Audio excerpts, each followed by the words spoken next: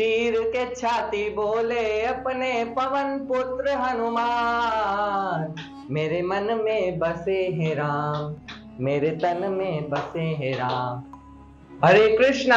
आप सभी भक्तों और माताओं को पवन पुत्र हनुमान श्री राम भक्त हनुमान की जन्म उत्सव की बहुत बहुत शुभकामनाएं। तो शुरू करते हैं इस वीडियो को बिना टाइम वेस्ट किए। पवन पुत्र हनुमान भगवान शिव के अवतार है और उन्हें भक्ति, शक्ति और दृढ़ता का उदाहरण माना जाता है।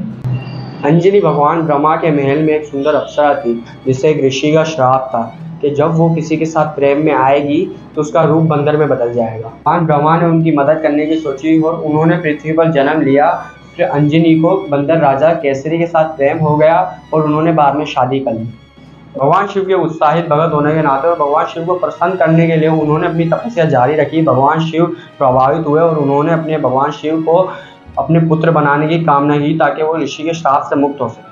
कुछ दिनों बाद राजा दशरथ एक यज्ञ कर रहे थे। उन्होंने अपनी सभी पत्नियों को खाने के लिए खीर दी। कौशल्या उनकी सबसे बड़ी पत्नी, जिनका एक हिस्सा एक छल द्वारा छीन लिया गया था। जहां अंजना ध्यान कर रही थी उस पूरे रास्ते पर उड़ गया। भगवान वायु ने भगवान शिव के संकेत पर वो खीर अंजना के हाथ में लाकर रख दी। अंजना ने भगवान शिव का प्रसाद समझकर उसे ग्रहण किया, जिससे भगवान पुत्र हनुमान का जन्म हुआ।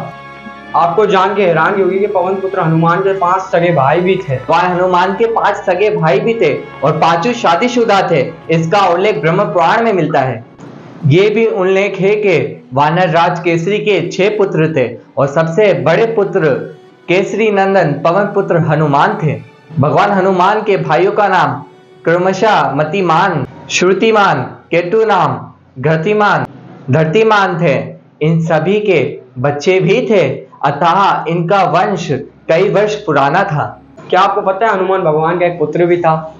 हालांकि वो ब्रह्मचारी थे। पता है कैसे? हनुमान के पुत्र मकरध्वज का जन्म उसी नाम की एक विशाल मछली से हुआ था। ऐसा कहा जाता है जब हनुमान ने पूरी लंका में अपने पूंछ से आग लगाने के बाद समुद्र में डुबकी लगाई तो उनसे निकलने वाला पसीना एक विशाल मछली ने निगल लिया था, जिससे मकरध्वज का जन्म हुआ।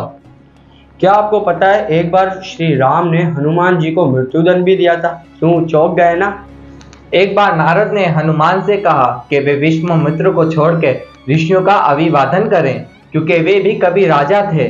इसी चीज से विश्वामित्र को काफी गुस्सा आया और उन्होंने श्री राम को यह आदेश दिया कि हनुमान को सीधा मौत के घाट उतार दिया जाए।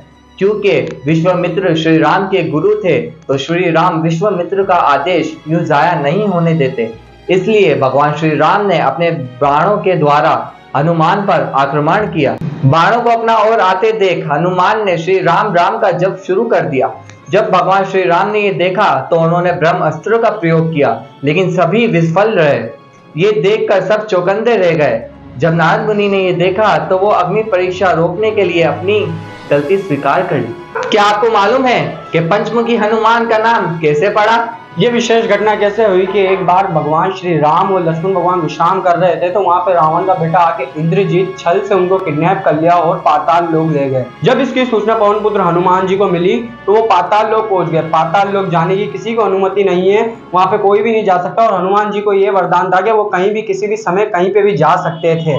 जब हनुमान जी वहां पर पहुंचे तो इंद्रजीत से उनसे मुलाकात हुई और इंद्रजीत ने उनको बोला कि तुम अपने आप को बहुत शक्तिशाली समझते हो, अपने आप को बहुत पवन पुत्र हनुमान कहते हो, तुम ब्राह्म के भगत हो, तो ये 5 दिए पड़े, तुम इनको एक साथ एक समय में बुझाकर दिखाओ।